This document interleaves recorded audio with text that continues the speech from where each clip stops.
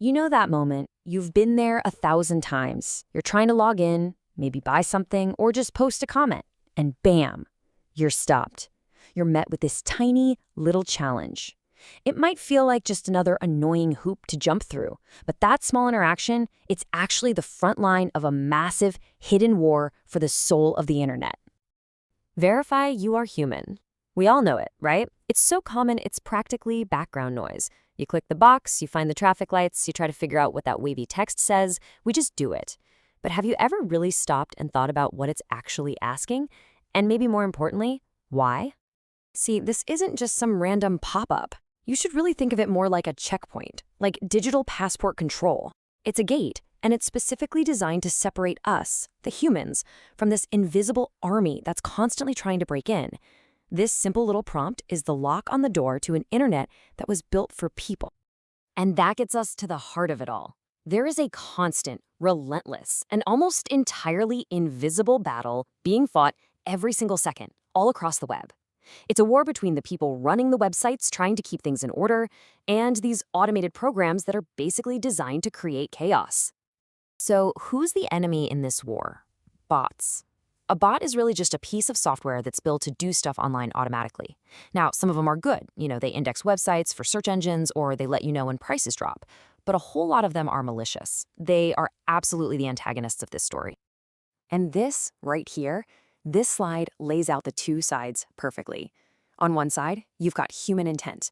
We go online to browse, to read, to connect with each other. But on the other side, you've got bot intent, which is all about spamming, scraping your personal data, and just generally disrupting everything.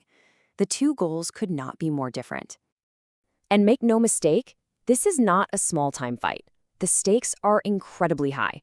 I mean, without these little gatekeepers, your email inbox would be completely unusable, social media would be an ocean of fake accounts, and your personal info would be constantly at risk. Oh, and forget about buying concert tickets. Bots would snatch them all up before a single human even had a chance. So all of this leads to a really fascinating question, a sort of intellectual puzzle.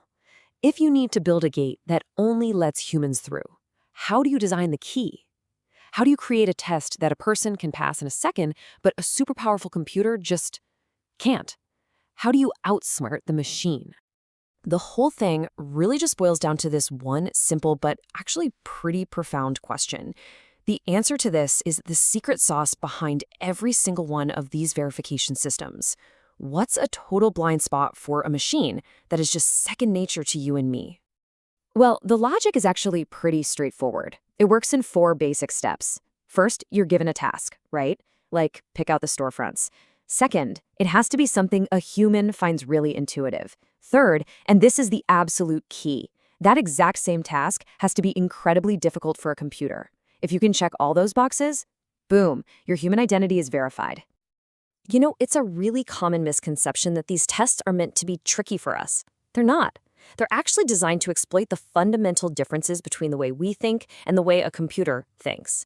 A computer has a really hard time with context, with nuance, with that kind of fuzzy pattern recognition that we do without even thinking.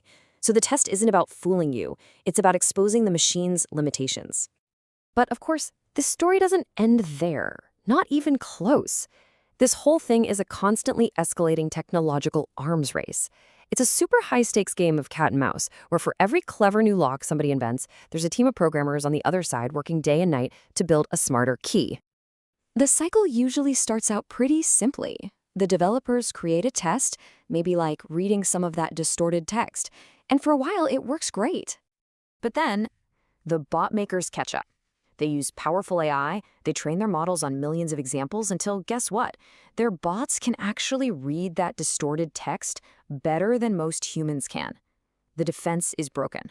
So the good guys have to fire back. They escalate. They create a more complex test, one that requires more abstract thought, like select all images with a crosswalk. This relies on real-world context, something computers have always been bad at.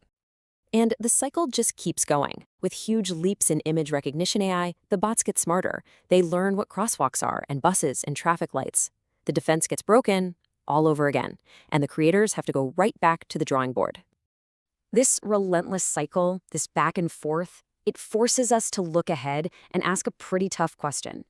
What happens when that line between human and machine intelligence gets so blurry that our tests just don't work anymore? I mean, what happens when the bots finally win? Just think for a second about where we are right now. AI can generate stunning, breathtaking art from a simple sentence. It can write college-level essays. It can hold conversations that are getting seriously hard to distinguish from a real person. Those blind spots that we used to rely on, they're disappearing, and they're disappearing fast. And this really is the crux of the whole issue. For years, we've depended on these subtle little differences to keep the internet a human space. But as AI gets exponentially more powerful, that line between what's real and what's artificial is just fading away. So that simple little checkbox we started with, it's led us all the way here to a truly profound challenge for our digital future. If an AI can eventually pass every single test we throw at it, if it can reason and create and interact just like us, then what is it even gonna mean to be human online? And how on earth are we gonna prove it?